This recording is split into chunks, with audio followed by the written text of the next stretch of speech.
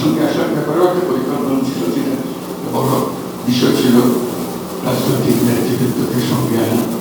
তারা সম্মত হবেন সেটা ভাবিনি, মনে করে একটা প্রেসিডেন্ট লাগবে, তবু ভাবলাম চেষ্টা তো করেছি।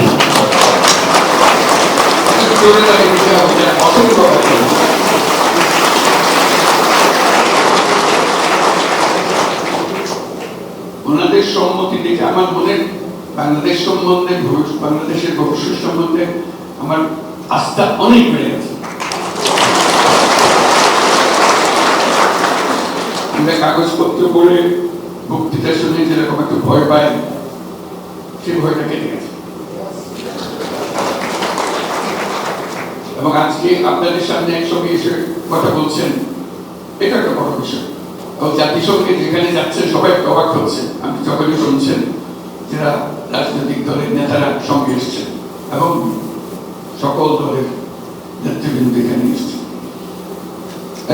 মেসেজ এটার পেছনে একটা মানুষকে একটা ভবিষ্যৎ সম্বন্ধে একটা ধারণা দেয়, সেই ধারণাটা সাংঘাতিক আত্মবিশ্বাসী করে আমাদেরকে। সেই আত্মবিশ্বাস নিয়ে আমরা যে আজকে নিউ ইয়র্ক শহরে আসলাম, জাতিসংঘে আসলাম, আমরা সাংঘাতিক আত্মবিশ্বাসী হয়ে ফেলে। আপনারা সবাই সেই আত্মবিশ্বাসী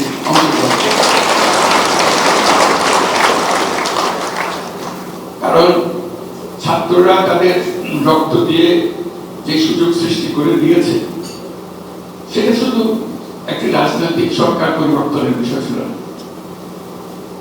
এটা দেশের একটা পুনর্জন্মের বিষয়।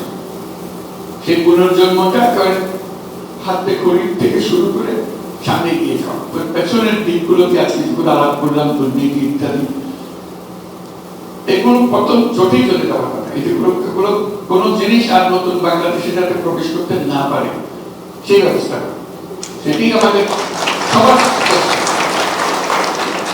এবং সবাই দূরে দাঁড়িয়ে গ্যালারিতে দাঁড়িয়ে খেলা দেখবো ওরকম না, নিজে খেলবো না। আমরা গ্যালারির কাজ শেষ, আমরা প্রত্যেকে নিজে খেলবো, যেটুকু অংশ আমরা পারি সেটুকু অংশ আমরা পালন করবো। তাহলে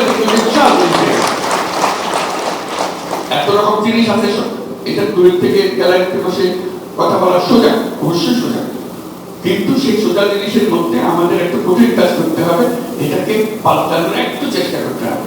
শুধু রাষ্ট্রীয় অর্থনীতির দেশ যেটা আছে, ভৌগোলিক সীমারেখা যেটা আছে, ওটার মধ্যে সীমাবদ্ধ না রেখে আমরা আঞ্চলিক অর্থনীতির উপরে জোর দেব।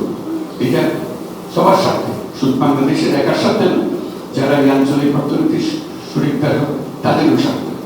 তারা হলো আমাদের প্রতিবেশী নেপাল, ভুটান, আর হলো সেভেন সিস্টার্স। তাদের সমস্যাটা একটা পরিষ্কার, তারা ল্যান্ডলক কান্ট্রি, তারা আটকে আছে, সমুদ্রের মধ্যে যেতে পারে না।